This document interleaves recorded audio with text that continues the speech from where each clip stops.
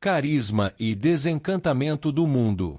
A despeito da dimensão iluminista do seu pensamento, na qual a história revela-se como um progresso, existe um Weber pessimista que aponta para as consequências negativas, mas inevitáveis, do processo de racionalização, o que dá à sua obra, certamente crítica, um tom de resignação. Como participante ativo da produção cultural de sua época, Weber partilhava a visão de que o avanço da racionalidade tinha também como resultado uma decadência geral da cultura clássica, em especial da alemã. O sentido em que o processo de evolução vem ocorrendo é tal que limita cada vez mais o alcance das escolhas efetivas abertas aos homens.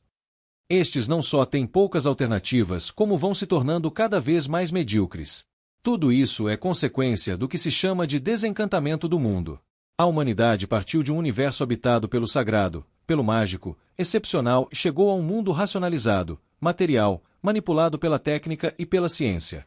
O mundo de deuses e mitos foi despovoado, sua magia substituída pelo conhecimento científico e pelo desenvolvimento de formas de organização racionais e burocratizadas, e os valores últimos e mais sublimes retiraram-se da vida pública, seja para o reino transcendental da vida mística, seja para a fraternidade das relações humanas diretas e pessoais. Quais as consequências dessa racionalização operada por meio da ciência e da técnica? Acaso ela garantiria que os homens encontraram o caminho para o verdadeiro Deus ou para a felicidade? Para o autor, isso não passa de ilusão ou de otimismo ingênuo. Mas ao menos teríamos hoje um conhecimento mais claro das nossas próprias condições de vida do que tinham os primitivos. É o próprio Weber que responde a essas indagações. A menos que seja um físico, quem anda num bonde não tem ideia de como o carro se movimenta. E não precisa saber. Basta-lhe poder contar com o comportamento do bonde e orientar sua conduta de acordo com essa expectativa. Mas nada sabe sobre o que é necessário para produzir o bonde ou movimentá-lo. O selvagem tem um conhecimento incomparavelmente maior sobre suas ferramentas. A crescente intelectualização e racionalização não indicam, portanto, um conhecimento maior e geral das condições sob as quais vivemos. Significa mais alguma coisa, ou seja o conhecimento ou crença em que, se quiséssemos, poderíamos ter esse conhecimento a qualquer momento. Significa principalmente, portanto, que não há forças misteriosas incalculáveis, mas que podemos, em princípio, dominar todas as coisas pelo cálculo. Isto significa que o mundo foi desencantado. Já não precisamos recorrer aos meios mágicos para dominar ou implorar aos espíritos. Os meios técnicos e os cálculos realizam o serviço. Isto, acima de tudo, é o que significa a intelectualização. No entanto, a história não é apenas progresso linear em direção aos mundos burocráticos. Há descontinuidades e estados de crise, quando as estruturas institucionais consolidadas podem desintegrar-se e as formas rotineiras de vida mostrar-se insuficientes para dominar um estado de crescentes tensões, pressão ou sofrimento. O agente da ruptura é o líder, herói ou profeta portador do carisma. Esta é a qualidade, que passa por extraordinária, cuja origem é condicionada magicamente, quer se trate de profetas, feiticeiros, árbitros, chefes de caçadas ou comandantes militares, de uma personalidade, graças à qual está considerada possuidora de forças sobrenaturais, sobre-humanas, ou pelo menos especificamente extracotidianas, não acessíveis a qualquer pessoa, ou, então, tida como enviada de Deus, ou ainda como exemplare, em consequência, como chefe, caudilho, guia ou líder. Com a ênfase que dá ao indivíduo extraordinário, que transcende os limites da rotina cotidiana, Weber abre espaço para um tipo de liderança capaz de produzir mudanças significativas em relações sociais marcadas pela racionalidade, seja na esfera política ou na religiosa, num tipo de dominação tradicional ou burocrática.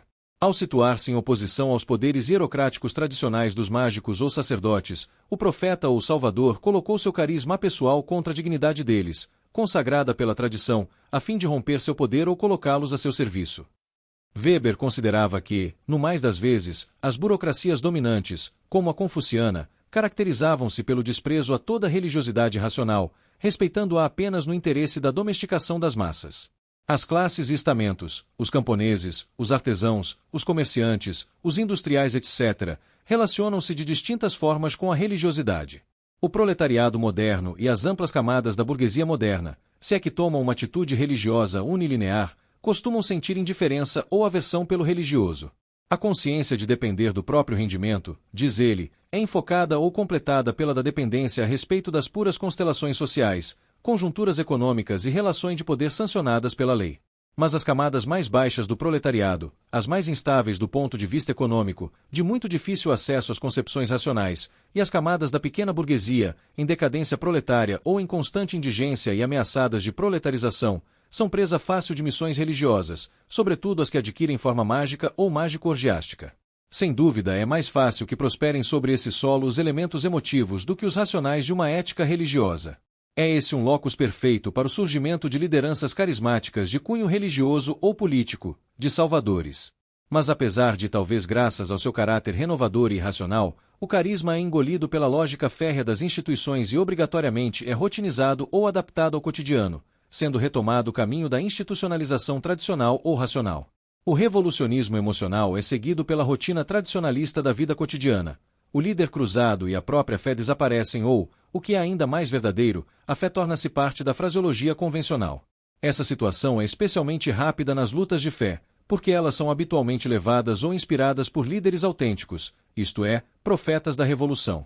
Nesse caso, tal como ocorre com a máquina de todo líder, uma das condições para o êxito é a despersonalização e rotinização, em suma, a proletarização psíquica, no interesse da disciplina.